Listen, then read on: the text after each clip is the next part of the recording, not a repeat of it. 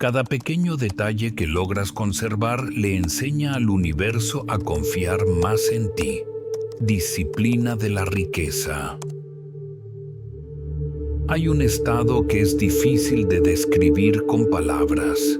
Vive en algún lugar muy profundo, bajo la piel, como una contracción silenciosa, como una espera constante de que pronto volverá a no alcanzar.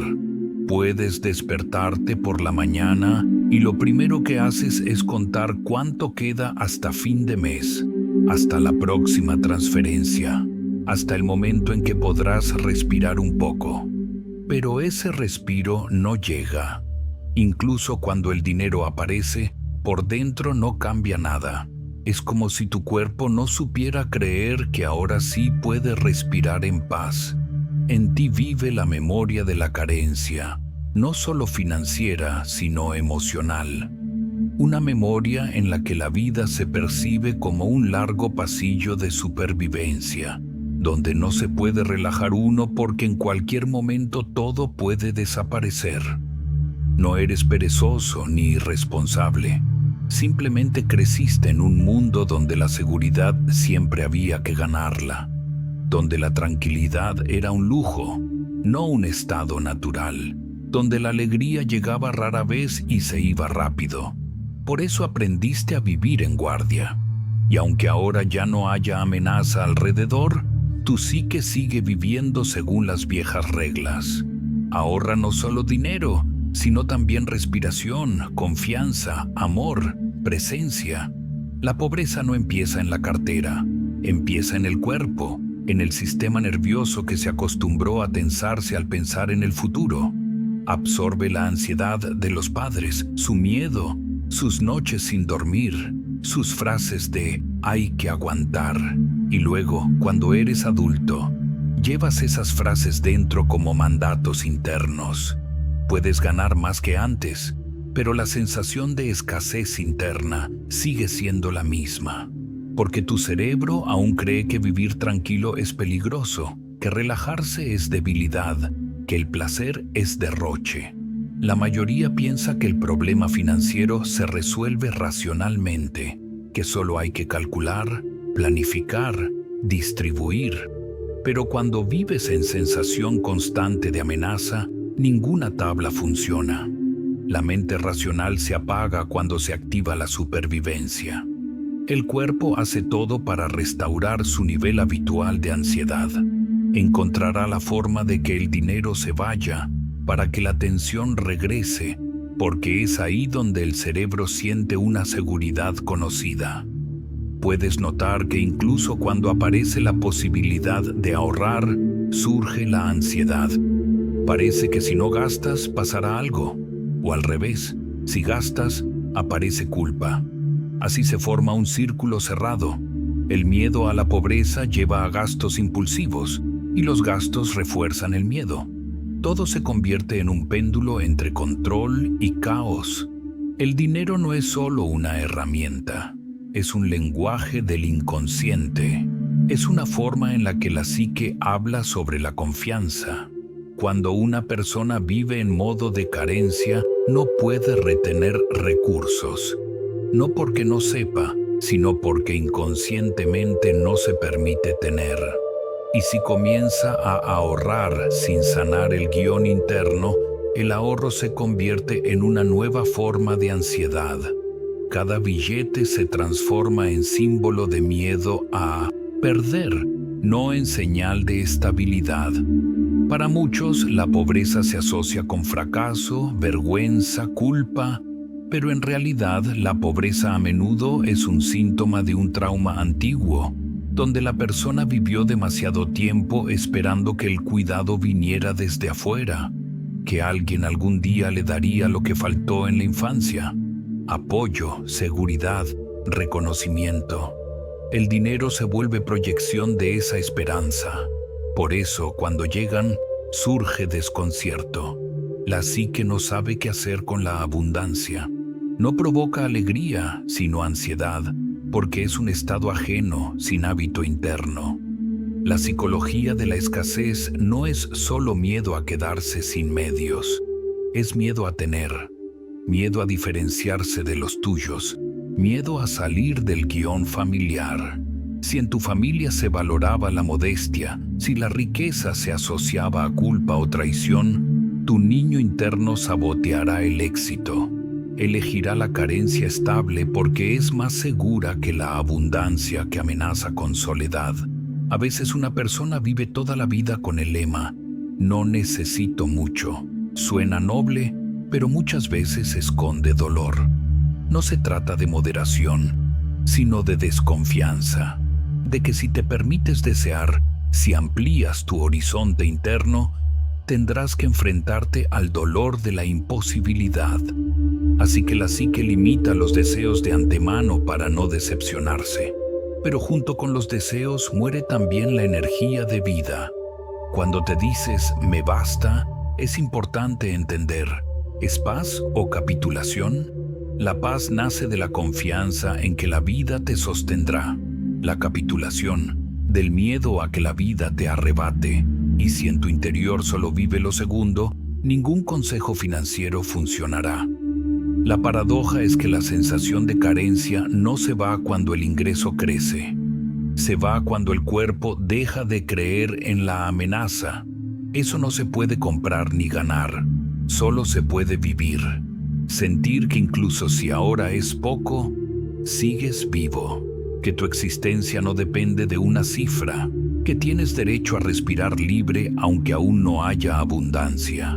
Tu tarea no es ahorrar dinero, tu tarea es aprender a estar contigo cuando el dinero falta, aprender a no convertir cada día en un examen de supervivencia. Aprender a no medir tu valor por lo que queda en la cuenta. Esto no es un lema espiritual, es realidad neuropsicológica. Mientras el cuerpo vive en estado de amenaza, no permitirá que te hagas más rico, porque para él la riqueza es lo desconocido, y lo desconocido es peligro. Intenta recordar cómo se siente la tranquilidad, no a través de lógica, sino de respiración. Cuando dejas de correr, de comparar, de demostrar. Cuando simplemente eres y eso basta, ese estado es la primera forma de capital interno, porque ahí nace la confianza en la vida. Y sin confianza no se pueden mantener los recursos. No puedes ahorrar dinero si no ahorras ansiedad. Porque el dinero es energía que requiere un contenedor. Y si el contenedor interno está agrietado, todo se fuga. Por eso, antes de crear un plan financiero, hay que aprender a estar contigo ante el miedo. No correr hacia un nuevo curso, un nuevo trabajo, una nueva estrategia, sino quedarte y escuchar tu propio susurro. Tengo miedo. Eso es más honesto que cualquier consejo sobre disciplina financiera. Cada vez que te culpes de irresponsabilidad, recuerda, no eres irresponsable, simplemente no sabes sentir seguridad, y eso se puede restaurar, poco a poco, sin violencia, con pasos pequeños con respeto hacia ti, permitiéndote gastar no solo en necesidades, sino también en vida, entendiendo que el ahorro comienza cuando dejas de castigarte por la falta. Hay una observación simple.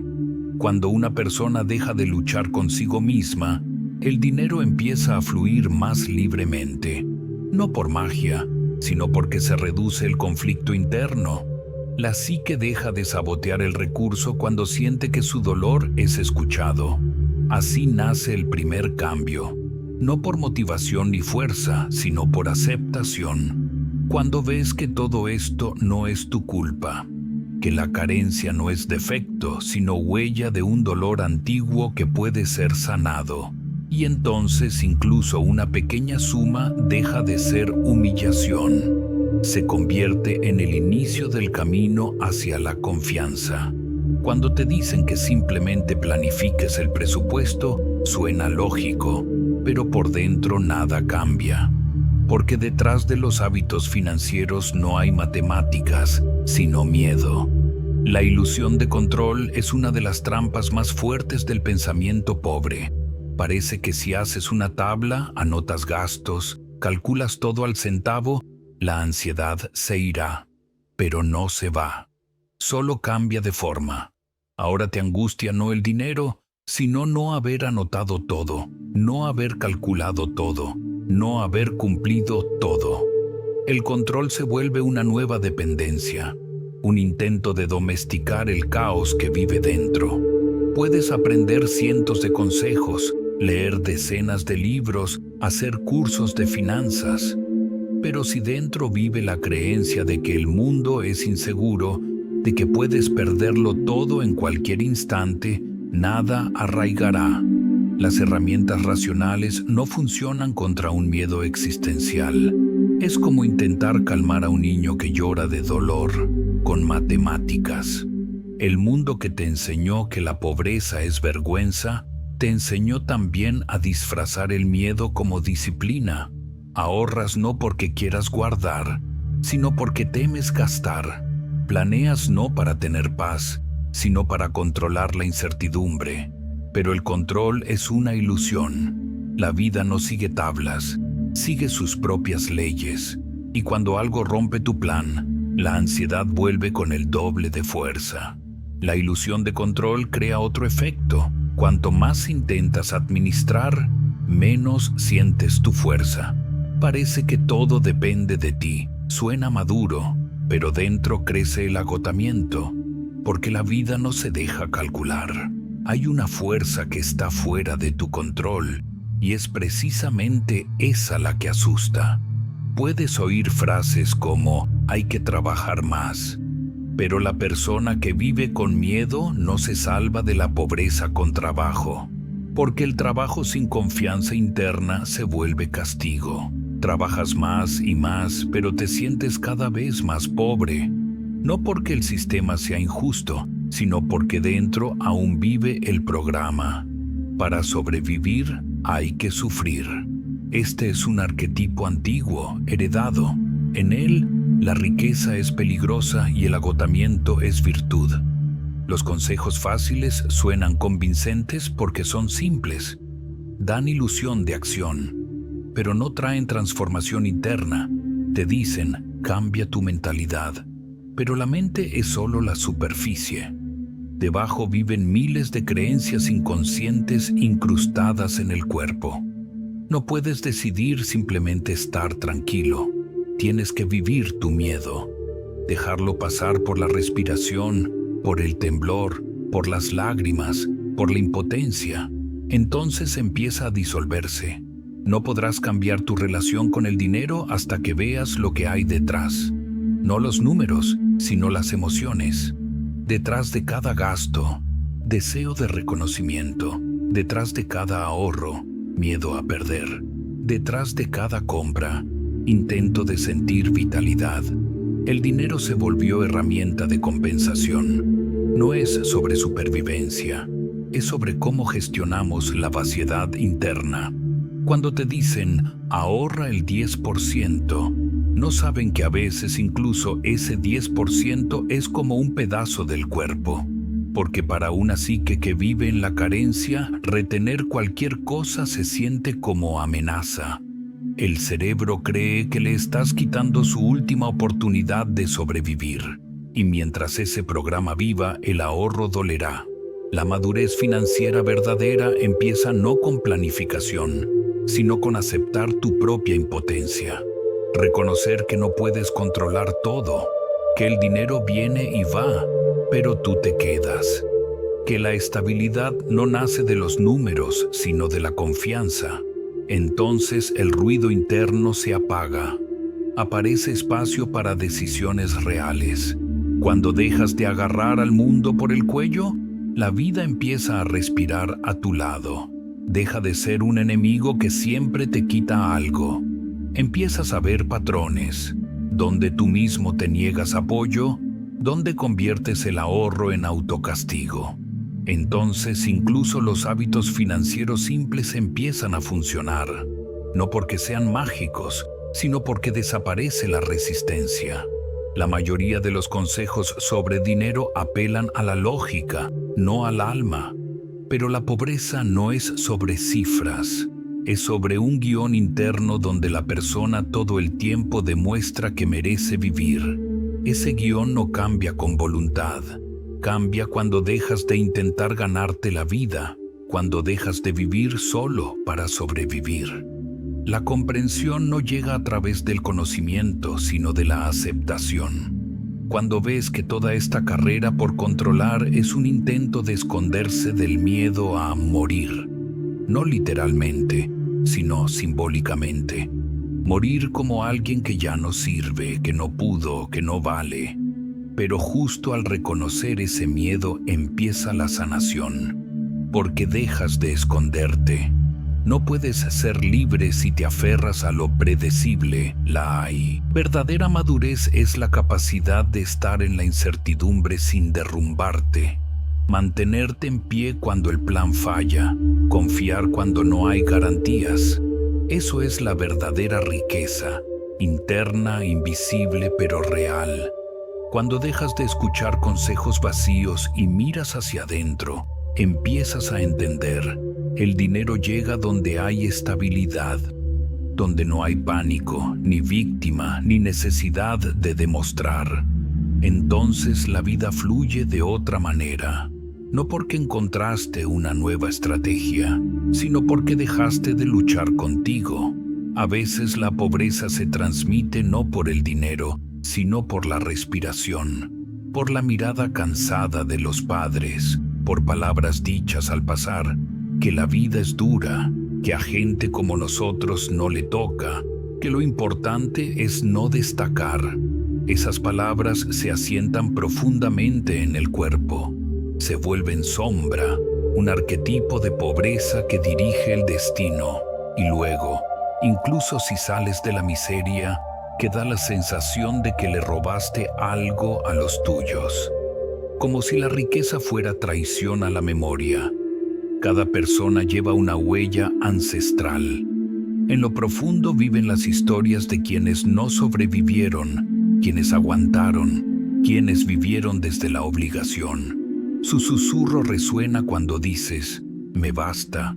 Ese susurro no es maligno, simplemente no conoce otra vida. Y mientras no veas esa voz, seguirá diciéndote que es peligroso ser libre, peligroso tener más, peligroso brillar. La psique guarda contratos antiguos. No recuerdas cómo los firmaste, pero gobiernan cada decisión. El contrato de ser modesto suena noble, pero dentro es voto de pobreza. El contrato de no exigir renuncia al derecho de ser sostenido. El contrato de ser fuerte, prohibición de pedir. Estos contratos nacen del dolor, cuando el niño comprende que desear es fuente de sufrimiento. Y entonces elige la seguridad en vez de la vitalidad. La pobreza no es falta de recursos, sino incapacidad de contener el flujo de la vida. La persona puede recibir, pero no puede aceptar. Siente culpa cuando tiene.